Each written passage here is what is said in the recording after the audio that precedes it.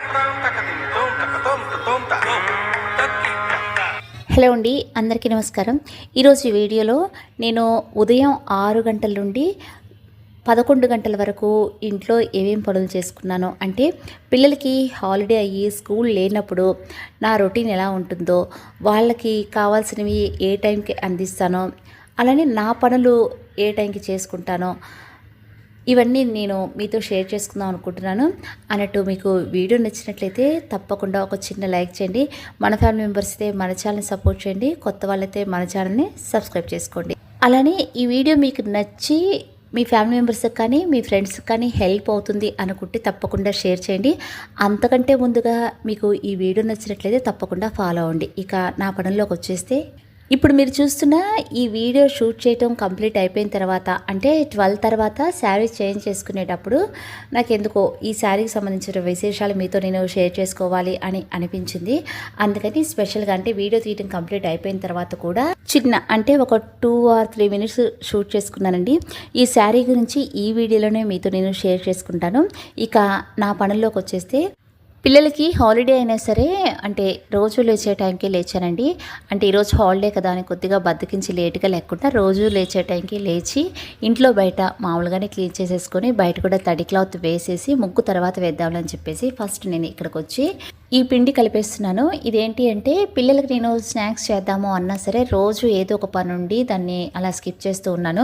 మధ్యాహ్నం దాకా పనులు సరిపోయి ఒక 1 hour రెస్ట్ తీసుకుని మళ్ళీ లేచిన తర్వాత మళ్ళీ పనులు అనేవి కంటిన్యూ అవుతూ ఉన్నాయి. నెక్స్ట్ ట్యూషన్ అని, పిల్లలు పనులని ఇలా సరిపోతూ ఉంది రోజంతా. ఇంక ఈరోజు హాలిడేనే కాబట్టి వాళ్ళకి టిఫిన్ సెక్షన్ కానీ లేదా లంచ్ బాక్స్ ప్రిపేర్ చేయడం కానీ ఇవేమీ లేవు కాబట్టి రోజు అయితే ఆ పనులన్నీ చేసుకుంటా కదా, ఆ టైంలో ఇప్పుడు ఈ స్నాక్స్ అనేవి ప్రిపేర్ చేస్తున్నాను. వాళ్ళ కోసం నేను చక్రాలు చేద్దాము అని చెప్పేసి పిండి కలుపుతున్నాను. ఆ పిండి ఎలా కలిపారంటే, 1 గ్లాసు బియ్యం పిండికి 1/2 గ్లాసు ఇంట్లో పుట్నాల పప్పు ఉంటుంది కదా, అంటే వేయించిన శనగపప్పు అంటారు. నేను శనగపిండి వేయకుండా పుట్నాల పప్పుని మిక్సీ పట్టేసేసి 1 గ్లాసు బియ్యం పిండికి 1/2 గ్లాసు పిండి వేసేసి దాంట్లో ఉప్పు, కారం, కొద్దిగా వెన్నపూస వేసి వేడి నీళ్ళు వేసేసి కలిపేశాను.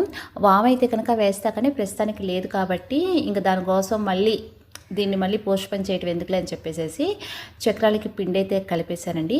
ఇప్పుడు దీంట్లో కొద్దిగా ఆయిల్ వేసేసి సిమ్లో పెట్టేసేసి ముగ్గు వేసిన తర్వాత వచ్చి చక్రాలు వేస్తాను. ఈలోపు పిండి కూడా ఒక 5 minutes పాటు నానుతుంది కదా.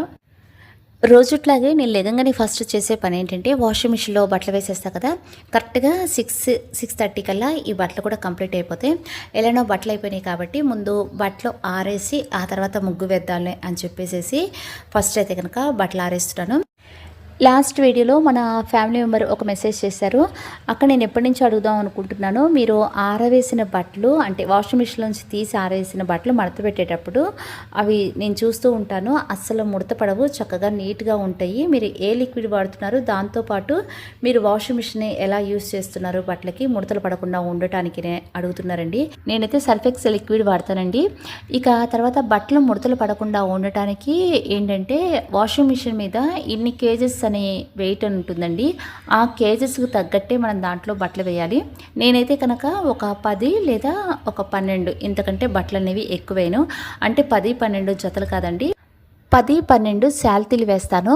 అంటే pant 1, shirt 2, T shirt 3, short 4, nightie 5 ఇలా అన్నమాట.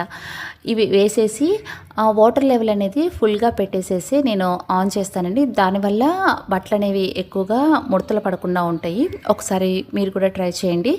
దాంతోపాటుగా అన్ని బట్టలతో ఎక్కువగా శారీస్ కానీ లేదా బెడ్షీట్స్ కానీ వేయకూడదండి. అవి అన్ని బట్టలతో వేయటం వల్ల కూడా శారీస్ అండ్ బెడ్షీట్స్ ఇలాంటి పెద్ద పెద్ద క్లాతులు ఉన్నవి ముడతలు పడే ఛాన్సెస్ ఎక్కువగా ఉంటాయి. ఒకసారి మీరు కూడా చెక్ చేసి ట్రై చేయండి. ఇక నెక్స్ట్ బయటైతే కనుక శుభ్రంగా ఊడ్చి ముగ్గు పెట్టేశాను. ఇక్కడ కూడా అందరికీ ఒక డౌట్ ఉండొచ్చు, ఎప్పుడు మీరు ఒకే ముగ్గు ఎందుకు వేస్తారు అని చెప్పేసి నన్ను చాలామంది అడిగారు, అడగని వాళ్ళు కూడా ఉన్నారు. అదేంటి అంటే నాకు మ్యారేజ్ అయిన 2 ఇయర్స్ తర్వాత మేము ఇటు విజయవాడ వచ్చిన తర్వాత అక్కడ గ్రూప్ హౌసెస్‌లో ఉండేవాళ్ళం కదా! వాళ్ళు అంటే వచ్చిన ఆవిడ ఎవరింటికి వచ్చారో తెలీదు కానీ మార్నింగ్ మన ఇంటి నుంచి పక్క పోర్షన్‌లోనికి వెళ్తా నేను ముగ్గు వేస్తుంటే చూసి ఇంటి ముందు చక్కగా రోజు పద్మం ముగ్గు వేసి దాంట్లో పసుపు కుంకుమ పెట్టు లక్ష్మీదేవి నిలవై ఉంటుంది. ఆవిడకి ఆ పద్మం అంటే చాలా ఇష్టం అని చెప్పారు. ఎందుకో అప్పటినుంచి నేను ఈ ముగ్గే కంటిన్యూ చేస్తూ ఉన్నాను. అప్పుడు అంటే వేసిన తర్వాత నాకు అనిపించింది బాగుంది కదా అని కంటిన్యూ చేస్తున్నాను. నిజంగా ఆవిడ చెప్పటం వల్ల నేను ఈ ముగ్గు వేయటం స్టార్ట్ చేశా కానీ అప్పటి నుంచి నాకు ఎందుకో బాగుంది అనిపించింది. ఇక అందుకనే ఆ ముగ్గే నేను కంటిన్యూ చేస్తున్నాను. ఇక ఇప్పటికైతే కనుక ఇందాక నేను పిండి కలిపేసా కదా, ఆ పిండి కూడా ఒక 5 నిమిషాలు నానింది కదా, నేను బయటకు వెళ్ళేటప్పుడు ఆయిల్ పెట్టాను. ఆయిల్ కూడా హీట్ అయింది. ఇక ఇప్పుడైతే కనుక చక్రాలు చేసేస్తున్నాను. నిజమండి, ఇవి ఒక 15 to 20 మినిట్స్లో చాలా అంటే చాలా ఈజీగా చేసుకోవచ్చు. పని స్టార్ట్ చేసేటప్పుడు బద్ధకంగా అనిపిస్తుంది, అబ్బా చెయ్యాలా అనిపిస్తుంది. కానీ స్టార్ట్ చేసిన తర్వాత ఇట్టే అయిపోతాయండి. ఈ పని చేయడానికి నేను 4-5 రోజుల నుంచి చేద్దాం అనుకుంటూ స్కిప్ చేస్తూ వచ్చాను. కానీ లేదు, ఈరోజు కంపల్సరీగా చేయాల్సిందే. పిల్లలు ఇంట్లో ఉంటారు, వాళ్ళకి అంటే టీవీ చూస్తూనో ఖాళీగా ఏదైనా గేమ్స్ ఆడుకునేటప్పుడు తినడానికి అడుగుతూ ఉంటారు కదా, కంపల్సరీగా చెయ్యాలి అని చెప్పేసి కొద్దిగా వీలు చూసుకొని ఈ పని అనేది కంప్లీట్ చేస్తున్నాను. నిజంగా మీరు ఈ రోజైనా సరే నేను చెప్పిన కొలతలతో ఈ చక్రాలు అనేవి చక్కగా రెడీ చేయండి. 20 మినిట్స్లో కల్లా ఈ చక్రాలు అనేవి కంప్లీట్ అయిపోతాయి. ఇక నెక్స్ట్ వచ్చేసి ఇంకొక క్వశ్చన్ మన వాళ్ళు ఏమడిగారు అంటే, అక్క ఇప్పుడు మనం గోల్డ్ కొనొచ్చా అని అడుగుతున్నారండి. గోల్డ్ మాత్రం చాలా తగ్గింది కదా, నేను ఎప్పుడు 24 క్యారెట్స్ గోల్డే తీసుకుంటాను. అది 18,000 కూడా వెళ్ళింది. ఇంకా ఈరోజు అయితే కనుక 14,600 ఎంత ఉంది, చాలా తగ్గింది. నేను కూడా ఈ మంత్ ఎండింగ్ లేదా నెక్స్ట్ మంత్ స్టార్టింగ్లో తీసుకుందాము అనుకుంటున్నాను. ఎందుకంటే తర్వాత ఇంకా గోల్డ్ అనేది పెరగటమే కానీ తగ్గటం ఉండదు అని అంటున్నారు. ఇక అందుకని మీలో ఎవరైనా సరే గోల్డ్ కొనుక్కుందాం అనుకుంటే కనుక ఇది రైట్ టైం అని నేను అనుకుంటున్నాను. మీ క్యాలిక్యులేషన్కి తగ్గట్టుగా కరెక్టే అనిపిస్తే తప్పకుండా మీ ఇన్వెస్ట్మెంట్స్ చక్కగా గోల్డ్ మీద పెట్టండి. ఆ పెట్టిన గోల్డ్ ఫ్యూచర్లో మీకు అంటే మీ ప్లానింగ్స్ కానీ లేదా పిల్లల చదువులకు కానీ చక్కగా యూస్ చేసుకోవచ్చు. మీకు ఇంట్రెస్ట్ ఉంటే కనుక తప్పకుండా గోల్డ్ కొనుక్కోవచ్చు. నేనైతే కనుక 100% గోల్డ్ కొనుక్కోవడానికి ట్రై చేస్తాను. ఈ చక్రాలు నూనెలో వేసిన తర్వాత వేగాయా లేదా అని సింపుల్గా తెలుసుకోవాలి అనుకుంటే చక్రాల మీద ఇప్పుడు మీరు చూసినట్టుగా బబుల్స్ ఉంటే అవ్వనట్టండి. పక్కన చక్రాల మీద బబుల్స్ లేవు కదా, అలా లేనప్పుడు అవి చక్కగా వేగిపోయినట్టే. అలా బబుల్స్ లేకుండా ఆయిల్ ఉంది అంటే వెంటనే చక్రాలు అనేవి తీసేసుకోవచ్చు. మీలో ఎవరైనా సరే ఇప్పటి వరకు చక్రాలు చెయ్యని వాళ్ళు లేదా కొత్తగా పెళ్ళైన వాళ్ళు, పిల్లలకు చేసి పెడదామని ఇంట్రెస్ట్ ఉన్న వాళ్ళు చక్కగా నేను చెప్పిన కొలతలతో ఈరోజే ఇప్పుడే ఒకసారి చేసి చూడండి. నిజంగా 15 to 20 మినిట్స్లో మీకు చక్రాలు చేయటం చక్కగా అయిపోతాయి. అంటే నేను ఒక చిన్న గ్లాస్ మాత్రమే కలిపాను. ఆ క్వాంటిటీ అయితే కనుక జస్ట్ నేను అన్న టైంలో కల్లా అయిపోతాయి.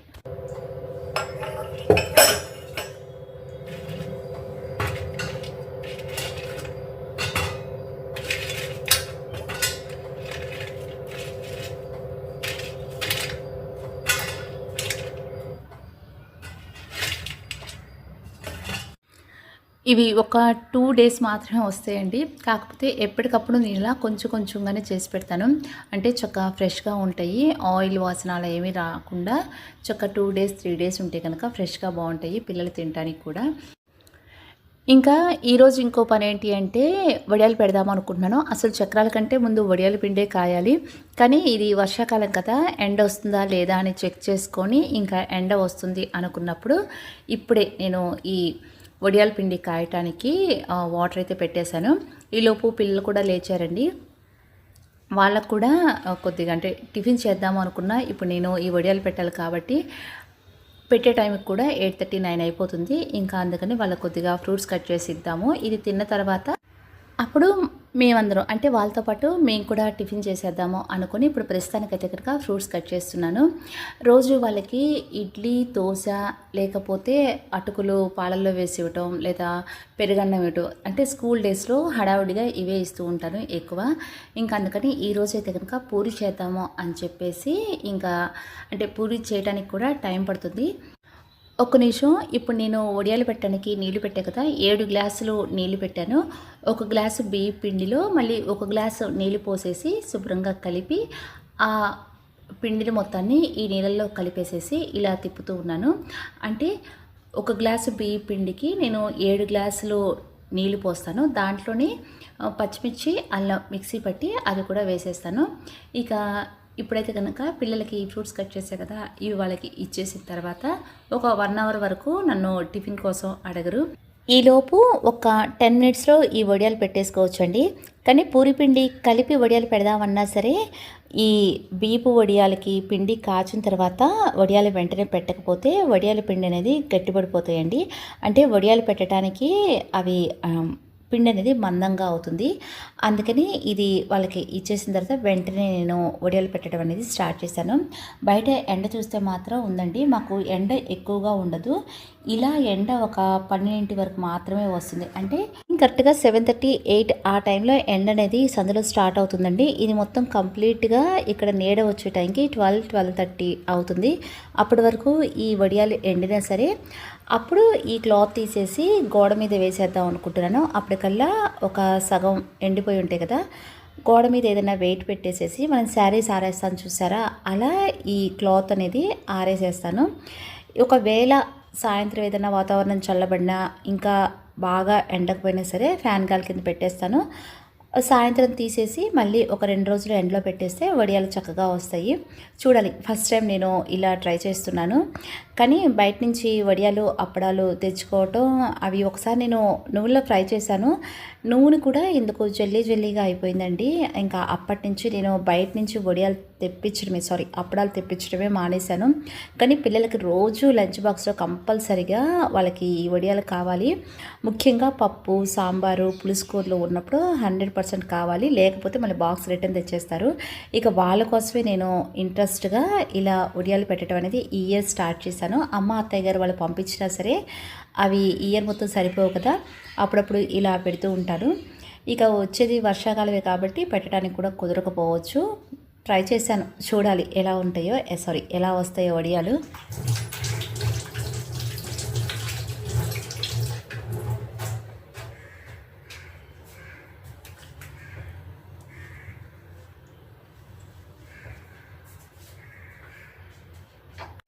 ఇక వడియాలు పెట్టిన తర్వాత పూరీ కర్రీలోకి కావాల్సిన ఉల్లిపాయలు, బంగాళదుంపలు అవన్నీ కట్ చేసి పక్కన పెట్టేసుకొని ఇక ఇప్పుడైతే కనుక పూరీ పిండి కలిపేసుకుంటున్నాను. చెప్పాను కదా, పిల్లలకి ఇంకా అంటే టిఫిన్ చేయలేదు, టైం కూడా దాదాపు 10 అవుతుంది. మార్నింగ్ అయితే కనుక వాళ్ళకి ఫ్రూట్స్ ఇచ్చేసాను.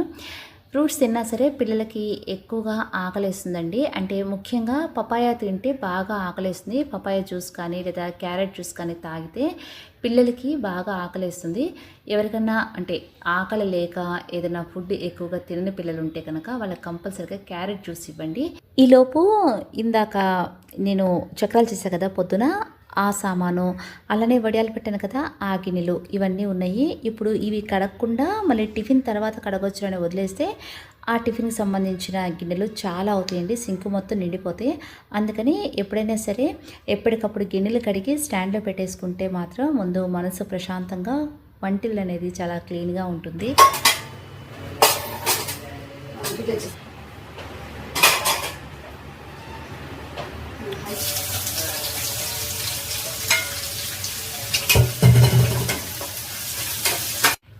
ఇక పూరీకి సంబంధించినవన్నీ కట్ చేసి ముందే పెట్టేసుకున్నా కాబట్టి ముందు కర్రీ అనేది స్టార్ట్ చేస్తున్నాను. పూరీ కర్రీ ప్రాసెస్ మొత్తం కంప్లీట్ అయిపోయిన తర్వాత దీన్ని పక్క స్టవ్ మీద పెట్టేసేసి సిమ్లో పెట్టేస్తే అటు కూర మగ్గుతూ ఉంటుంది, ఇటు స్టవ్ మీద కూడా పూరీలు వేయించేయచ్చు. అందుకని ఫస్ట్ నేను కర్రీ అనేది చేసేస్తున్నాను. పూరీ కర్రీలో నేను అస్సలు కారం వేయనండి, ఎక్కువగా పచ్చిమిర్చి వేస్తాను. అంటే కారానికి సరిపడా ఎక్కువ పచ్చిమిర్చి వాడతాను. ఇక నెక్స్ట్ కర్రీలో శనగపిండి వేస్తారు కదా, ఈరోజు అయితే కనుక శనగపిండి లేదు. అందుకని నేను శనగపిండికి అంటే ఆ ప్లేస్లో గోధుమ పిండి కూడా వేస్తానండి. ఇక వీడియో స్టార్టింగ్లో ఈ శారీ గురించి నేను చెప్తానన్నా కదా, అదేంటి అంటే ఈలోపు కూర కొద్దిగా మగ్గుతూ ఉంటుంది కదా, ఈ 5 మినిట్స్లో చెప్దాము అని చెప్పేసి ఇటు వచ్చేసాను. నేను ప్రతి సంవత్సరం దుర్గగుళ్ళో అంటే అమ్మవారి గుళ్ళో దేవీ ఖడ్గమాల పూజ చేయించుకుంటున్నానండి. అంటే 3 ఇయర్స్ నుంచి. ఆ పూజ కంప్లీట్ చేయించుకున్న తర్వాత దంపతులకి గుళ్ళోనే ఇలా బట్టలు పెడతారు. ఇప్పుడు కట్టుకున్న శారీ నాకు లాస్ట్ ఇయర్ పెట్టిందండి. ఈ శారీ ఈ సంవత్సరం పెట్టారు. ప్రతి సంవత్సరం నేను పూజ చేయించుకునేటప్పుడు ఈ శారీ ఈ ఇయర్ పెట్టారు కదా, నెక్స్ట్ ఇయర్ మళ్ళీ పూజ చేయించుకునేటప్పుడు ఈ గ్రీన్ కలర్ శారీ కట్టుకొని ఆ రోజు పూజకి వెళ్తాను. ఈ ఇయర్ అయితే కనుక ఈ బ్లూ కలర్ శారీ కట్టుకొని వెళ్ళాను. ఇది లాస్ట్ ఇయర్ పెట్టారు.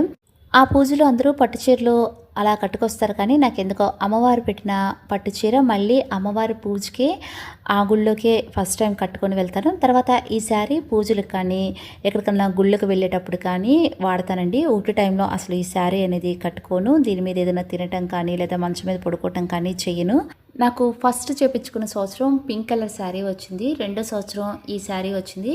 మూడో సంవత్సరం ఇందాక మీకు చూపించాను చూసారా, గ్రీన్ కలర్ శారీ అదండి. అంటే 3 ఇయర్స్ బ్యాక్ మా వారికి తెలిసిన వారు చెప్పారంటండి, బ్రాహ్మీ ముహూర్తంలో అమ్మవారి గుళ్ళో ఖడ్గమాల పూజ చేయించుకుంటే చాలా బాగుంటుందని. అప్పటి నుంచి అంటే 3 ఇయర్స్ నుంచి మేము చేయించుకుంటున్నాము. చాలా బాగుందండి. అంటే మీలో ఎవరికన్నా చేయించుకోవాలి అని ఒక చిన్న కోరిక ఉంటే కనుక ఈ అమ్మవారి పూజ చేయించుకోవడానికి 5116లో టికెట్ అండి. అది వాట్సాప్లో బుక్ చేసుకోవచ్చు. అంటే దాదాపుగా 2-3 నెలల వరకు టికెట్స్ అనేవి బుక్ అయిపోయి ఉంటాయండి. ఒకసారి చెక్ చేసి బుక్ చేసుకోండి. అంటే ఇది బుక్ చేసుకున్న తర్వాత మనకి ఏ డేట్ అయితే ఇస్తారో ఆ డేట్న గుళ్ళో మనం 3-3:15 కల్లా ఉండాలండి. 3:30కి అమ్మవారి తొలి దర్శనం మనకి ఇస్తారు. ఇక కరెక్ట్గా 4 గంటలకి ఈ పూజ అనేది అంటే దేవీ ఖడ్గమాల పూజ అనేది స్టార్ట్ అవుతుంది. మనతో పాటు ఇంకొక 14 మంది దంపతులతో ఈ పూజ చేయిస్తారండి. పూజ చేయిస్తున్నంతసేపు గంట సేపు అమ్మవారి విగ్రహం మీద కుంకుమతో అర్చన చేయిస్తారు. ఈ పూజ కంప్లీట్ అయిపోయిన తర్వాత తీర్థప్రసాదాలు తీసుకున్న తర్వాత మనకి ఈ బట్టలు పెడతారండి దంపతులకి. ఈ బట్టలు తీసుకొని మళ్ళీ మనం శివాలయానికి వెళ్తే అక్కడ కూడా అభిషేకం అంటే మన పేరున అభిషేకం చేసి అక్కడ కూడా తీర్థప్రసాదాలు ఇస్తారు.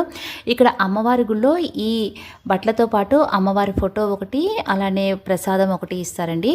నేనైతే ఈ పూజ 3 ఇయర్స్ నుంచి చేయించుకుంటున్నానండి. నెక్స్ట్ ఇయర్ కూడా చేయించుకుంటాను. అంటే మన ఫ్యామిలీ మెంబర్లో ఒకరు ఈ పూజ గురించి డీటెయిల్గా చెప్పమన్నారండి. నాకు తెలిసినంత వరకు చెప్పాను అన్నట్టు. మీకు వీడియో నచ్చితే కనుక ఒక చిన్న లైక్ చేయండి. అలానే మరో మంచి వీడియోతో నెక్స్ట్ ఫ్రైడే మిమ్మల్ని అందరినీ నేను కలుస్తాను. అంతవరకు నమస్తే.